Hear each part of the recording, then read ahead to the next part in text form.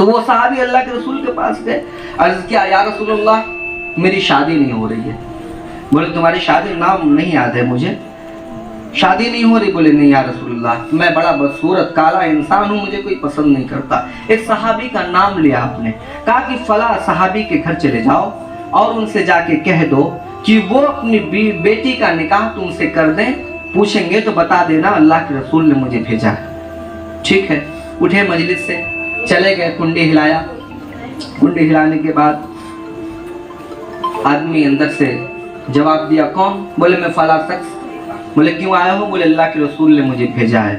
بولے اللہ کے رسول نے بھیجا ہے؟ فوراً دروازہ کھولا, اندر بٹھایا. بولے کیوں آئے ہو, کیا کام ہے؟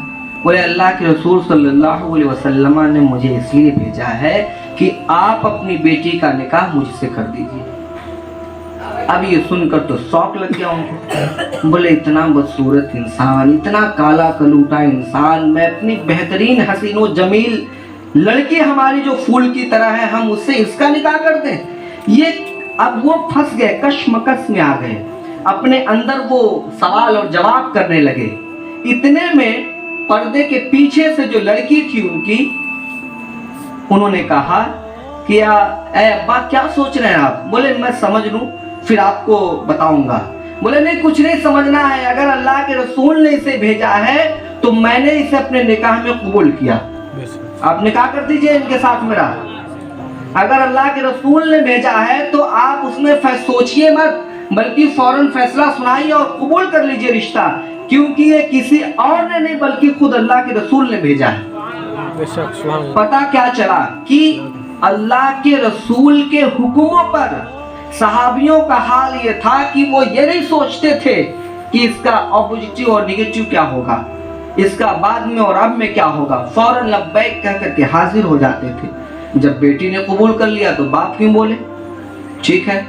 کچھ درہم اللہ کے رسول نے آپ کو دیا تھا, نہایت غریب انسان تھے وہ, کہ جاؤ کچھ سامان اپنی بیوی کے لیے تم بازار سے خرید لو.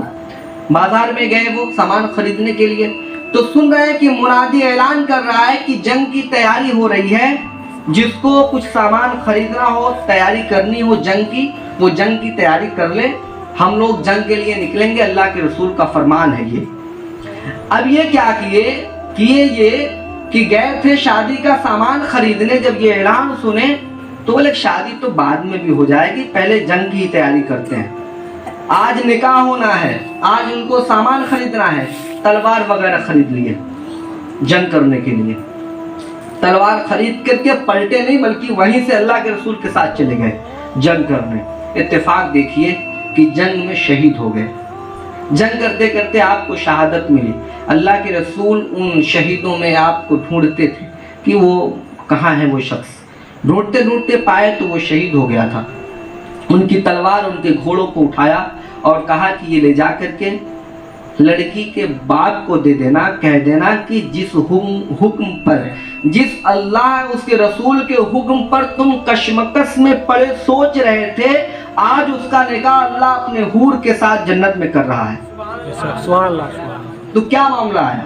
معاملہ یہاں پر دو آیا. ایک معاملہ یہ آیا کہ اللہ کے رسول کے حکم پر ہمیں فوراً لبیک کہہ کے حاضر ہونا چاہیے اگر ہم اپنے آپ کو کمالیت کے درجے پر لے جانا چاہتے ہیں تو. دوسرا, جو انسان دنیا کو پیچھے رکھ کے آخرت کی طرف آگے دوڑتا اور بھاگتا ہے تو اللہ تعالیٰ دنیا سے بہتر زندگی اسے آخرت کی عطا فرما دیتا ہے.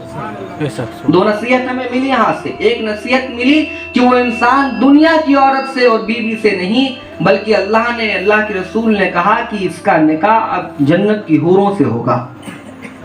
تو آج جو ہم اپنی نسلیں جو نوجوان ہیں جو کرکٹ کی دنیا میں اور نئے جو آ گئے ہیں سسٹم کھیلنے والے, جو کیا بولتے ہیں اس کو, کیا پب جی وغیرہ ہے, اس دنیا میں جو اپنے آپ کو آپ نے لگا رکھا ہے, یاد رکھیے یہ آپ کو تباہی اور بربادی کے راستے پہ لے جا رہا ہے. آپ اپنے آپ کو تباہی اور بربادی کے راستے پہ لے جا رہے ہیں. اگر آپ نے اس عمر کو دین کے راستے پر اور اللہ اس کے رسول کی فرما برداری کرتے ہوئے اور ماں باپ کی پیروی کرتے ہوئے آپ اگر چلے تو آپ کی زندگی یقیناً دنیا اور آخرت دونوں کامیابی کی طرف چلی جائے گی.